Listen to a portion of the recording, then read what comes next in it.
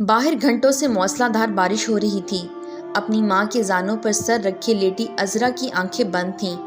اپنے بالوں میں پھسلتی ماں کی انگلیاں اور برستی بارش کی تھرتھراہٹ اسے ہم آہنگ معلوم ہو رہی تھی۔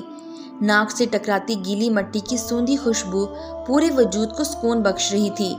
اس کے پہلو میں اس کی 1.5 سالہ بیٹی اس شور سے بے پرواہ سو رہی تھی۔ عذرا تمہیں ماں کی ذرا سی بھی یاد نہیں آتی؟ ماں نے شکایت آمیز لہجے میں کہا۔ مصروفیت رہتی ہے اماں، اس نے آنکھوں کو کھولے بغیر جواب دیا۔ اس دفعہ 6 مہینے کے بعد آئی ہے تو 2 گھنٹے کے فاصلے پہ تیرا سسرال ہے، اور پھر بھی تیری شکل دیکھنے کو ترس جاتی ہوں۔ ماں کی آواز میں دکھ تھا۔ اس دفعہ جلدی آؤں گی، اس نے جھوٹے لہجے میں تسلی دی۔ ماں نے ایک خاموش نگاہ اس کے چہرے پر ڈالی۔ کبھی شاداب رہنے والا چہرہ ان 3 سالوں میں سوکھے پتے کی طرح مرجھا گیا تھا۔ آنکھوں کے گرد سیاہ حلقے، ہاتھوں اور پیروں پر موجود نشانات اپنی کہانی خود بیان کرتے تھے۔ تم خوش تو رہتی ہو نا بیٹا؟ بوڑھی ماں کی آنکھوں میں خدشہ تھا۔ جی اماں، وہ میرا اور گڑیا کا بہت خیال رکھتے ہیں۔ بارش کے بے ہنگم شور نے اس کے لہجے کی لرزش کو دبا دیا تھا۔ اس کے ذہن کے پردے پر روز ہونے والی تذلیل، بے حساب دی جانے والی گالیاں اور تھپڑ، لاتیں وغیرہ متحرک ہو گئی تھیں۔ آپ میرے لیے فکر مند نہ ہوا کریں اماں، میں اپنی زندگی سے مطمئن ہوں۔ وہ اپنے کھلے بالوں کو سمیٹتی اٹھ کر بیٹھ گئی۔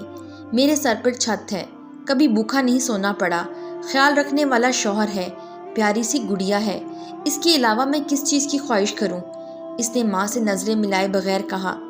ٹھیک کہتی ہو بیٹا، صبر و قناعت سے زندگی آسان ہو جاتی ہے۔ اس نے اس کے بھرم کو قائم رکھنے میں اس کی مدد کی۔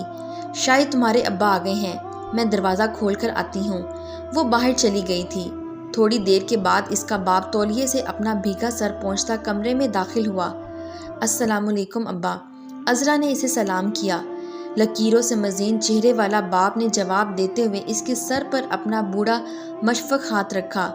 ابھی رہو گی نا بیٹا؟ کل ہی واپسی ہے ابا، اگلی دفعہ زیادہ دنوں کے لیے آؤں گی، اس نے پھیکی مسکراہٹ کے ساتھ وعدہ کیا۔ باپ مزید بوڑھا دکھائی دینے لگا۔ باہر اب بھی بارش کا پر ہنگامی شور جاری تھا۔ یہ اس کے سسرال واپس آنے کے ہفتے بھر کے بعد کی بات تھی۔ وہ برآمدے میں پوچھا لگا رہی تھی جب اس کا شوہر انتہائی غصے کی حالت میں کمرے سے باہر آیا۔ میرے جوتے تیرا باپ پالش کرے گا، وہ اسے گالی دیتا ہوا بولا۔ میں کر دیتی ہوں، گڑیا کی طبیعت کی وجہ سے پریشان تھی، اس لیے ذہن سے نکل گیا۔ وہ پوچھے والا کپڑا فرش پر ڈالتی کھڑی ہو گئی۔ جاہل عورت، اب تیری وجہ سے مجھے دکان جانے میں دیر ہو جائے گی اور وہ خبیث مالک مجھے باتیں سنائے گا۔ اب اسے کیا معلوم کہ کیسی بد سلیقہ عورت سے میرا پالا پڑا ہے۔ کتنی دفعہ کہا ہے کہ کام پر دھیان دیا کر، مگر تجھے تو بات ماننا ہی نہیں ہے۔ وہ غصے سے چلانے لگا۔ پلیز آہستہ بولیں، گڑیا کی نیند خراب ہو جائے گی، اس نے گھبرا کر کہا۔ وہ بڑی مشکل سے اسے سلا کر آئی تھی۔ منحوس عورت، ایک تو بیٹی پیدا کر کے میرے سینے پر رکھ دی اور پھر زبان درازی کرتی ہے۔ اس کے شوہر کا پارا آسمان پر چڑھا اور اس نے اس کے کمر پر ایک زوردار ٹھوکر رسید کی۔ وہ لڑکھڑاتی لوہے کی بالٹی سے ٹکرائی اور اسی لمحے اس کا باپ داخلی دروازے سے اندر داخل ہوا۔ بیٹی کی پیشانی سے بہتے خون نے اس کے حواس باختہ کر دیا۔ وہ دوڑتا اس تک آیا اور اپنے کرتے کے دامن سے اس کا خون روکنے کی کوشش کرنے لگا۔ ابا آپ، اہانت کے احساس نے اس کی تکلیف بھلا دی۔ عذرا، اپنا اور گڑیا کا سامان باندھو، اس نے ایک ملامتی نظر داماد کے اوپر ڈالتے ہوئے کہا، جس کے چہرے پر تھوڑی سی بھی شرمندگی نہ تھی۔ آزاد گنج کے محلے میں یہ بات جنگل کی آگ کی طرح پھیل گئی کہ مجاہد علی نے اپنی بیٹی کو گھر بٹھا لیا ہے اور اب اسے طلاق دلانے کی تیاری کر رہا ہے۔ محلے کے سرکردہ لوگ اس کے گھر کے دروازے پر جمع ہونے لگے۔ اندر عذرا نے رو رو کر اپنی آنکھیں سجا لی تھیں۔ ابا، میری وجہ سے محلے میں آپ کی عزت پر حرف آئے گا، لوگ کہیں گے کہ مجاہد نے اپنی بیٹی کا گھر نہیں بسایا، وہ آپ اور اماں کی تربیت پر انگلیاں اٹھائیں گے، میری بیٹی کی بھی کوئی عزت نہیں کرے گا۔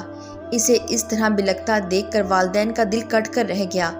عزت و ذلت تو اللہ کے ہاتھ میں ہے اور لوگوں کے کہنے کی مزید پرواہ میں نہیں کروں گا۔ اسی عزت کی خاطر 3 سالوں سے خاموش رہا۔ تمہیں کیا لگتا تھا کہ ہم تمہارے جھوٹ پر مطمئن ہو جاتے تھے؟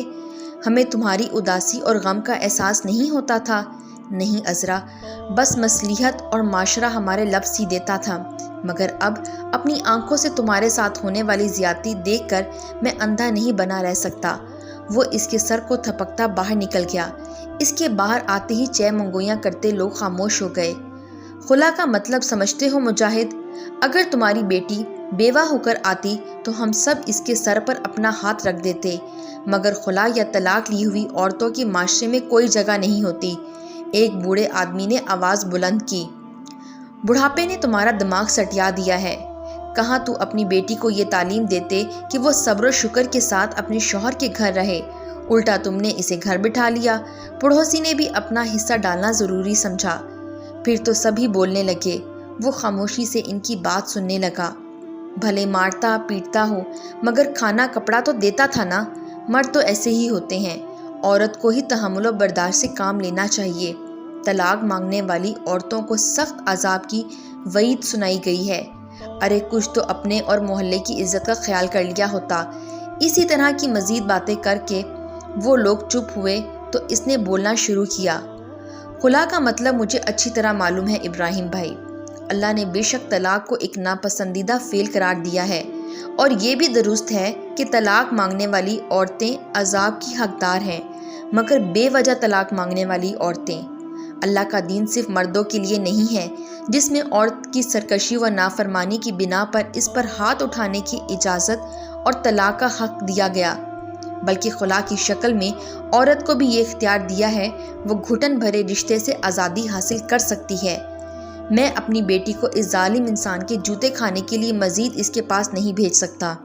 ایک جیتے جاگتے انسان کو زندہ رہنے کے لیے صرف کھانا کپڑا نہیں بلکہ عزت و محبت کی بھی ضرورت ہوتی ہے، اور آپ کی یہ بات درست ہے کہ خلا یا طلاق یافتہ عورتوں کے معاشرے میں کوئی عزت نہیں ہوتی، مگر یہ معاشرہ بناتا کون ہے؟